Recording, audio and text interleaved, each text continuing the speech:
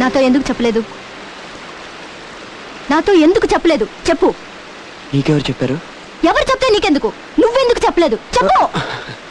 చెప్పడానికి ఏముంది, అందరం చచ్చిపోయేవాళ్ళమే. ఆ స్టేషన్ మాస్టర్ చచ్చిపోతాడు, ఆ పోటర్ చచ్చిపోతాడు, ఈ పిల్లవాడు చచ్చిపోతాడు, నేను చచ్చిపోతాను, అంతే. నువ్వేగా చెప్పావు. వాళ్ళు వేరే నువ్వు వేరే.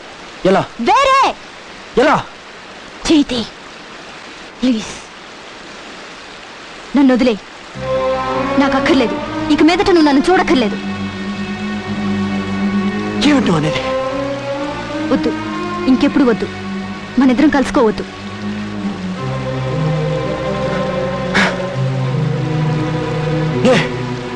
వద్దు.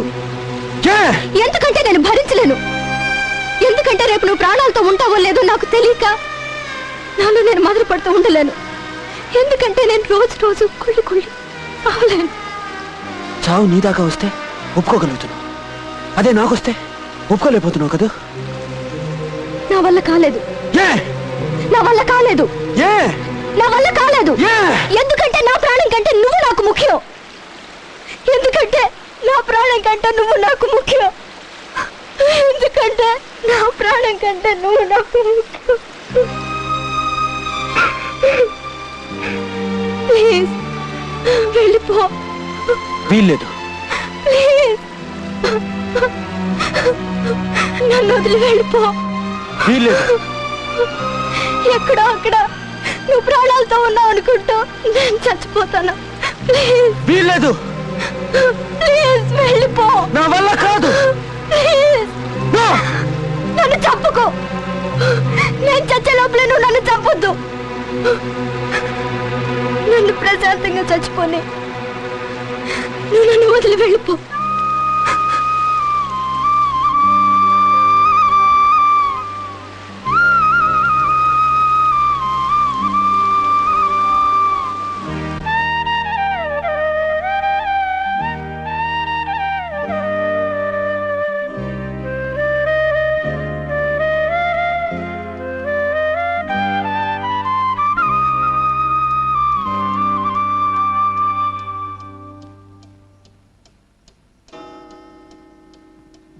నానా, గీతక పరిస్థితి బాగలేదు, చాలా బాధపడుతోంది.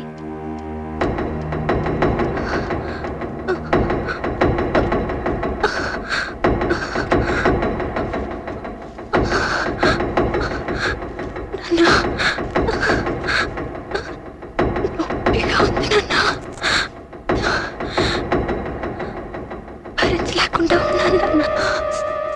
నవ్వుతూ నేను చచ్చిపోతానన్నా. భరించలేకుండా ఉన్నా. హాస్పిటల్కి ఫోన్ చేసి గీతను తీసుకొస్తున్నావు అని చెప్పు. అమ్మా, గీత బట్టలో విసద్దు.